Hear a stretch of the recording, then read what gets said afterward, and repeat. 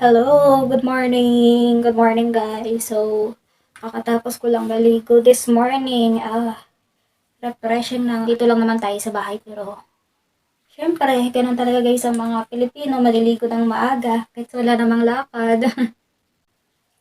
At isasampay natin itong ating tuwalya kasi pag hindi mo talaga siya sinampay, magbabaho talaga siya.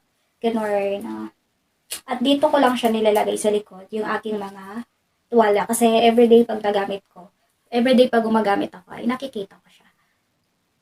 At of course, ito pa rin yung aking gagamitin, itong aking deodorant spray. Kahit basa-basa pa guys yung armpit ko, actually, okay lang talaga siya na gumamit ka na kaagad ng deodorant.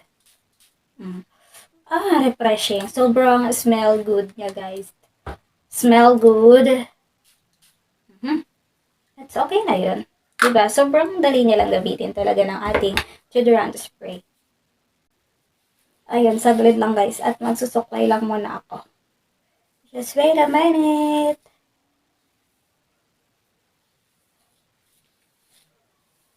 Kasi pag natuyot na yung buhok ko, bago pa ako magsuklay, ang hirap niya talaga guys. Kasi kung ano na kasi yung nasuklay ko ng basa na, yun na yun yung pag nagtuyot siya straight din. Pero pag hinayaan ko siya, hindi ko siya susuklayin, yung buhok ko kulot.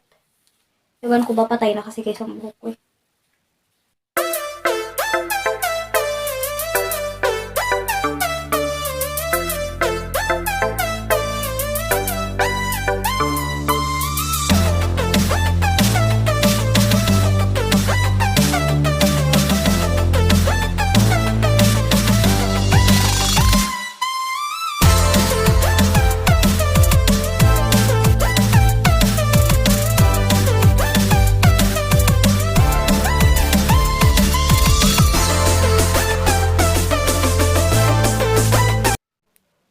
And of course, kahit nasa bahay lang ako, meron talaga akong pabango, 'di ba? Para feel na feel ko talaga na fresh ako pag yung aking buhok.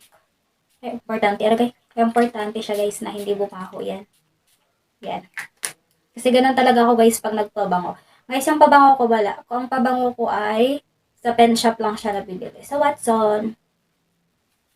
Yan. Kasi mas bet ko kasi yung mga pabango na mild lang yung amoy niya. Hindi ganun katapang. Gusto ko yung mga fruity. Yan. Diba? Para fresh na fresh. At feel na feel ko yung freshness ng pagka bago ko. 우리 같이 한 시간들 때론 힘든 적도 있어. 그래도 우린 늘 웃어주고 이해했잖아.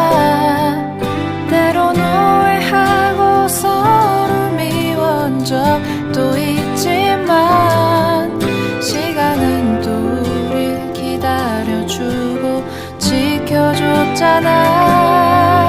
내게 너의 존재는 마치 공기와 같아. 아침 창문 틈으로 날 비추는 햇살과 같아.